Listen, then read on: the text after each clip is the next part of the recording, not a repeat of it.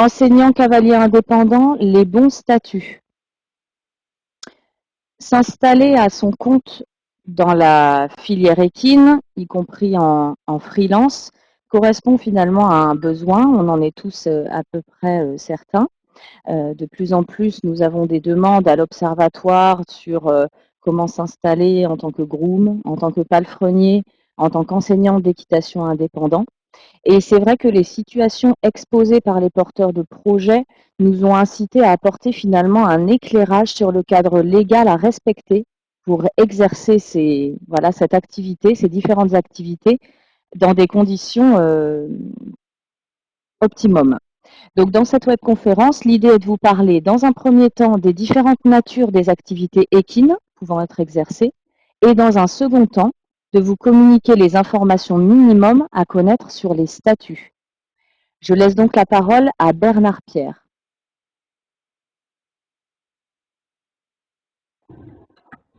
Bonjour à tous. Donc effectivement, la première problématique, souvent, c'est de se poser la question, est-ce que mon activité relève bien d'une activité agricole? Pour cela, je vous invite à télécharger la circulaire qui s'intitule CFE Activité équestre. Cette circulaire, c'est ce que ont toutes les chambres d'agriculture qui classent les activités qui relèvent de l'agriculture et celles qui ne relèveraient pas de l'agriculture.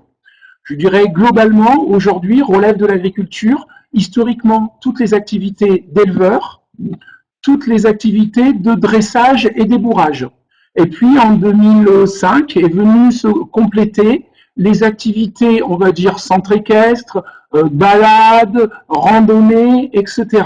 Donc voilà un petit peu l'évolution. Sachez aussi que pour qu'une activité soit réputée agricole, il faut qu'il y ait quand même une activité, je dirais, économique. Quelqu'un qui décide d'entraîner des chevaux pour son compte, qui décide d'élever des chevaux pour lui-même sans une activité de vente, ne va pas relever d'une activité agricole puisqu'on n'aura pas une activité économique. Voilà.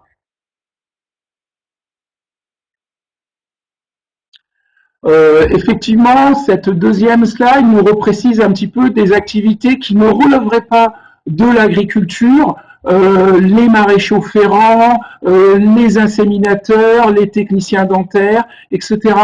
Et surtout, j'attire votre attention sur les enseignants sans cavalerie. Un enseignant qui enseignerait sans la cavalerie ne relèverait pas d'une activité agricole, mais relèverait d'une activité, on va dire, d'auto-entrepreneur. Donc j'attire votre attention, j'ai une cavalerie, je suis enseignant, j'ai une cavalerie, je relève bien du monde agricole, je suis enseignant, je n'ai pas de cavalerie, je ne relève pas du monde agricole. Voilà un petit peu ce qu'on peut préciser, mais tout ça, j'insiste, vous le retrouverez en détail dans la circulaire à télécharger. Dernier point, si vous avez bien défini que vous avez une activité agricole et qu'elle relève du monde agricole, vous avez un passage obligé. Ce passage obligé, c'est ce qu'on appelle le CFE, le centre de formalité des entreprises. Il existe dans toutes les chambres d'agriculture. C'est donc là que vous allez officialiser votre activité, déclarer votre activité, et du coup, cette déclaration va être transmise à la mutualité sociale agricole et également aux services fiscaux ou au tribunal du commerce si vous vous installez sous forme sociétaire. J'attire par contre votre attention que les gens que vous recevez, qui vont vous accueillir dans les CFE, à titre d'exemple, le Gard, ça doit être plus de 800 personnes qui passent par an, ne sont pas spécialistes du monde équin. Donc attention, si vous leur parlez de valorisation, d'équithérapie, voilà, de points trop techniques, les collègues ne vont pas forcément comprendre. Donc essayez de décrire d'une manière le plus claire possible votre activité et pensez que vous vous adressez à des gens qui ne sont pas spécialistes du monde du cheval. Donc dire une activité, par exemple pension, ça suffit pas, parce que dans certains cas, ça ne va pas relever de l'activité agricole. Donc, dire je vais faire une activité de pension et je vais sortir les chevaux tous les jours, je vais les faire travailler, voilà. Expliquez bien votre activité et comment va se dérouler votre activité quand vous passez au CFE. Voilà pour ma partie à moi. Merci Bernard Pierre. Je rajouterais juste par rapport à cette notion d'activité équine que bien sûr certaines activités nécessitent de détenir des diplômes bien particuliers et ne peuvent pas être exercées librement. Je pense voilà au maréchal ferrant, entraîneur de chevaux de course, ostéopathe, enfin bref, transporteur. Il y a des certifications spécifiques à détenir également pour exercer, y compris en tant que freelance. Tout à fait. La, Peut-être, voilà. je vois sur le chat, il y a eu apparemment des problèmes de son. Est-ce que, par exemple, Carole, tu m'as bien reçu? Moi, je t'ai très bien entendu. Oui, je pense que c'est bon. La personne a dit c'est bon, merci. Alors, si on passe à la deuxième partie, donc là, sur les informations minimum à connaître sur les statuts, il faut juste en introduction avant tout savoir qu'une entreprise, c'est donc une forme juridique, une entreprise individuelle ou une société, euh, pour laquelle on choisit un régime fiscal. Donc là, en l'occurrence, sur la partie agricole, les régimes fiscaux proposés, on les appelle, donc soit il y a le micro-bénéfice agricole, couramment appelé micro-BA, ou sinon on est au réel bénéfice agricole. Et enfin, une entreprise, c'est aussi un statut social du dirigeant. C'est-à-dire que le dirigeant finalement bénéficie d'une protection sociale et peut donc être connu en termes d'activité agricole, en qualité de cotisant solidaire ou de chef d'exploitation agricole. Je laisse du coup la parole à Cyril de Regnaucourt pour rentrer un peu plus dans les détails donc de ces statuts sociaux agricoles qu'on vous présente tout de suite. Donc en matière de statut social au niveau du régime agricole, il faut savoir qu'il y a des règles nationales qui s'appliquent en matière de dressage, entraînement, débourrage et prise en pension avec soin. Donc quel que soit l'endroit où vous allez vous installer au niveau national, les règles sont exactement les mêmes puisqu'elles dépendent d'un arrêté du 18 septembre 2015 qui prévoit que à partir de 5 équidés dressé, entraîné, débourré ou en pension au cours de l'année, on a un statut de chef d'exploitation. Donc la notion d'équidé recouvre tout ce qui concerne donc les chevaux, ânes, ânesses, juments, bardeaux, voilà, donc tous les équidés au sens large, sauf les zèbres. Le cotisant solidaire a donc ce statut dès lors qu'il y a 2 à 4 équidés qui répondent à ces règles.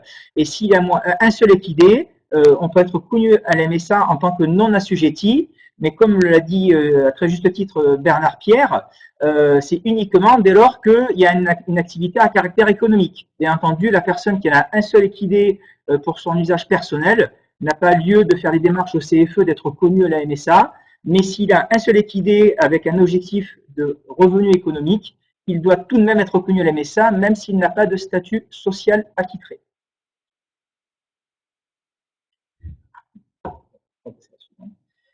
Voilà.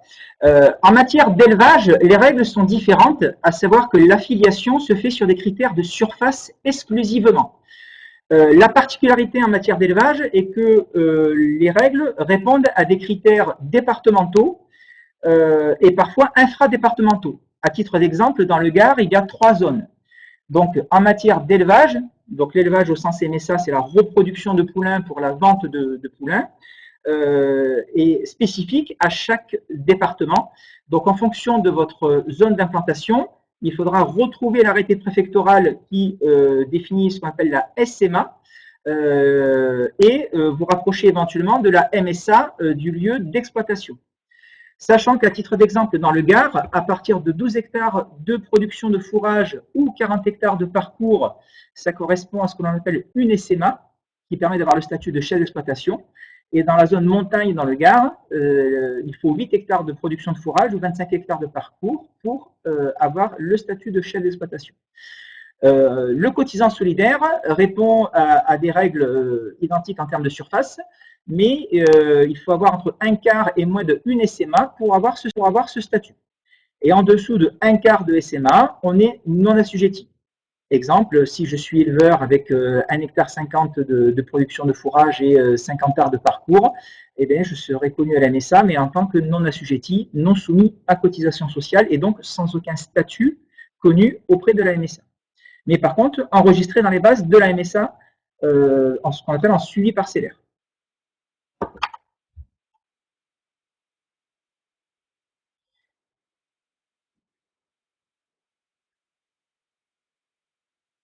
Voilà. Alors, je l'ai dit, hein, mais je le redis, pour la diapo précédente, la notion de dressage entraînement, c'est bien au cours de l'année civile, hein, c'est pas en simultané. Donc, je le redis, effectivement, hein, si vous avez 3 chevaux en pension entre mars et avril et 3 autres chevaux en pension de travail ou en débourrage entre juin et juillet, ça fait un total de 6. Et effectivement, quand on atteint le 5e KID au cours de l'année civile, on a le statut de chef. Alors, on peut démarrer sur un statut de cotisant solidaire, effectivement, lorsqu'on démarre son immatriculation auprès du CFE, avec 2 ou 3 équins, et rapidement, au bout de 3-4 mois, passer à 5 équidés et changer de statut social.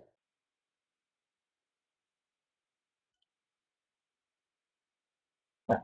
Alors, comment se calculent les cotisations? Alors, concernant le statut de cotisant solidaire, pour schématiser et vulgariser un petit peu le mode de calcul, ça correspond à 25% du revenu agricole, auquel on rajoute 150 € de charges fixes, qui correspondent à l'assurance accident du travail, hein, au fonds VIDEA et à une petite contribution qui finance les calamités agricoles pour les éleveurs. Donc, si on prend un exemple avec 10 000 € de chiffre d'affaires, une personne qui est au régime fiscal du micro-BA va avoir un abattement de 87% sur son chiffre d'affaires. Donc, 13% du chiffre d'affaires correspondra à son micro-BA et ça sera la base de calcul. Donc ça, c'est extrêmement intéressant parce qu'à l'inverse du système de l'auto-entrepreneur, le mode de calcul des cotisations n'est pas stricto sensu sur le chiffre d'affaires, mais bien sur la notion de revenu.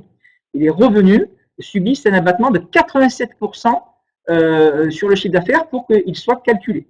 Donc on prend dans cet exemple 25% de 1 300 € auquel je rajoute 150 €, et donc ça entraînerait 470 € de cotisation pour l'année avec 10 000 € de chiffre d'affaires généré. Peu importe que ce soit de l'élevage, dressage, entraînement, débourrage, hein, le mode de calcul est strictement le même, quelle que soit la nature de l'activité équine.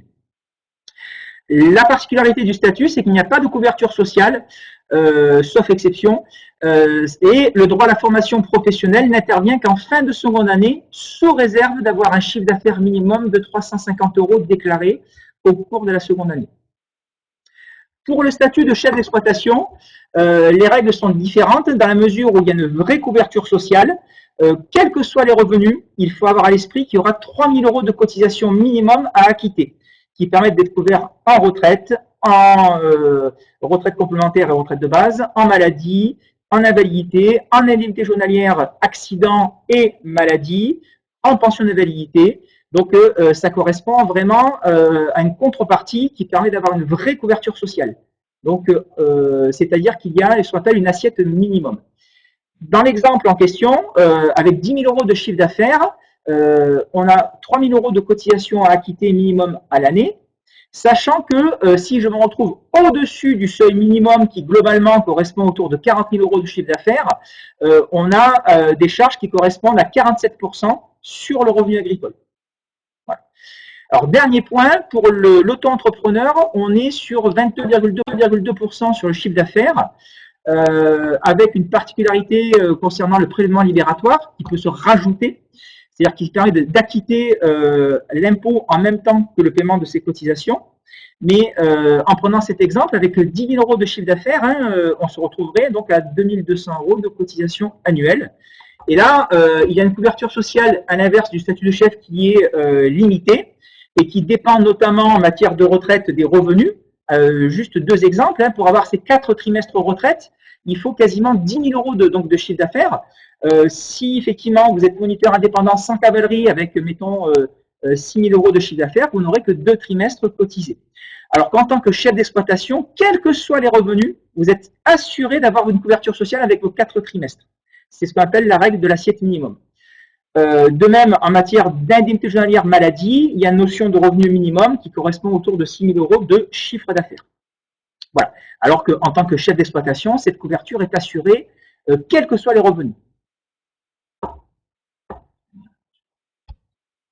Très rapidement, donc on vous a parlé des cotisations, un petit focus sur l'impôt. Je dirais juste, retenez que c'est pas parce qu'on a un revenu qu'on paye de l'impôt.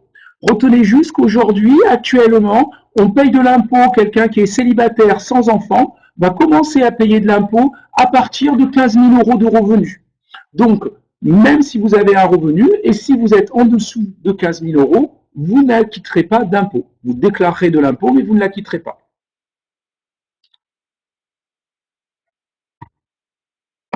Voilà, donc là, en matière de pluriactivité, parce que ce sont des situations de plus en plus fréquentes, hein, si un salarié crée une entreprise, la règle, c'est qu'il y a une cotisation à deux régimes. C'est-à-dire que si actuellement vous êtes salarié ou si vous devenez salarié et que vous êtes cotisant solidaire ou chef d'exploitation, vous allez avoir une double cotisation, d'une part à travers votre employeur en tant que salarié, mais aussi en tant qu'indépendant au travers le statut de cotisant solidaire ou de chef. Si j'ai une entreprise autre que micro-entreprise et que je crée une nouvelle entreprise, là, les règles sont particulières dans la mesure où je cotise au seul régime de l'activité la plus ancienne. Ça, c'est extrêmement important parce que ça évite une double cotisation. Mais attention, c'est bien hors statut d'auto-entrepreneur, cette règle. C'est-à-dire que si je suis exploitant agricole et que par la suite je deviens artisan commerçant au régime du réel, je vais cotiser l'ensemble de mes BA et BIC auprès du régime agricole. D'accord ? En revanche, si je suis en statut de micro-entreprise et que je crée une nouvelle entreprise, je vais cotiser aux deux régimes, à savoir à l'URSSAF et à la MSA, sur les règles que nous avons évoquées précédemment en termes de calcul.